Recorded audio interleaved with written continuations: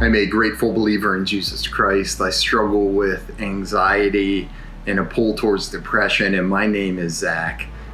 I am the Urbana area Celebrate Recovery Ministry leader. I am a servant and member of Faith Point United Methodist, and I'm a proud attender of Common Table Online. And I'm so glad that I'm here with you today. I want you to think about one verse as I talk for a few minutes. Think about the verse, I can do all things through him who strengthens me, from Philippians 4. You see, I think we have a tendency in our lives to be different people in different circumstances and situations. So we have the version that is the professional and work life person. We have the version that's our home and personal life version. We have the version of ourselves that likes to go hiking on Saturdays or read a book every Monday evening or watch a certain show. We have a version that likes to have me time and alone time. We have the version of ourselves when we go and engage in church. And if all these different versions of ourselves are slightly or very different, we may find ourselves having different people or different versions of ourselves in each aspect of our life. I think it's natural for that to happen, but I think it can create a problem as well. You see, my entire life, I've allowed myself to have this tendency towards feeling separated from God because of certain situations or choices that I've made. When I sin or I make mistakes in my life, I feel like I've turned away or walked away from God, and I'm no longer able to be in God's presence. When I'm feeling out of sorts, I'm not able to be happy or motivated or excited or feel thankful. I feel like that's not being the Christian version that I'm supposed to be. And it's not the way that I, as a Christian and a believer and follower of Christ, am supposed to feel. I've allowed the world around me and my situation to make me feel or be tricked into thinking that to be a Christian means I have to be happy all the time and never make mistakes and never sin. See, I have this desire in me to be perfect, and a lot of the times it causes problems for me because when I make those mistakes that I'm guaranteed to make and I slip up, I let myself down and I feel like I am no longer capable or able, or I can't be in God's presence anymore. And this has continued into the things that I can't even control. My anxiety and my feelings of depression. When I'm feeling overwhelmed with anxiety and I'm anxious and I can't control it, or when I'm so depressed that I feel immobilized, I feel like they push me away from Jesus. They isolate me, and I feel like because I'm so anxious or because I'm feeling so depressed that I can no longer be present with God. And it's almost like Jesus is earth and I've been shot in a rocket into the darkness and isolation of outer space.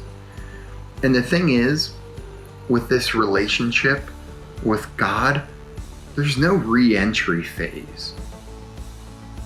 And I've tricked myself into thinking that there is. There's no re-entry phase like an astronaut has when they come back. I don't have to go into isolation and run through a gamut of tests to re-enter the place where I'm supposed to be, where I'm called to be. And why is that? Because I can do all things through him who strengthens me. Let's back up a little bit and read what comes before that line. Philippians 4, verse 11 starting, it says, "Not that I am speaking of being in need, for I have learned in whatever situation I am to be content. I know how to be brought low, and I know how to abound. In any and every circumstance, I have learned the secret of facing plenty and hunger, abundance and need. I can do all things through him who strengthens me."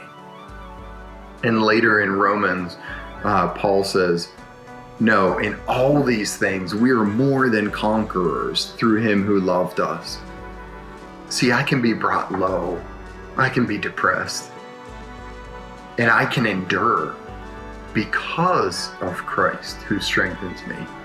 I can endure trials and suffering, and I can persevere through them because of Christ who strengthens me. I think the secret to being content and finding that in every situation, whether high or low, whether happy or sad, whether excited or depressed, is to allow Jesus to become our center. We allow him to be present in every aspect of our life. We find ourselves being in God's presence in every situation that we walk into, and we no longer have the work version, the personal home life version, the church version. They've all become one version because we've allowed Christ into every aspect of our lives. And if we can come to understand that we aren't separating ourselves by sinning or by making mistakes, and we aren't separating ourselves because we're depressed or because we're struggling with anxiety, we can begin to allow Christ to be present in every part of our lives, even in our struggles, our anxiety, our depression, our confusion, our loneliness, our despair. We allow him to be present in our sin and our suffering.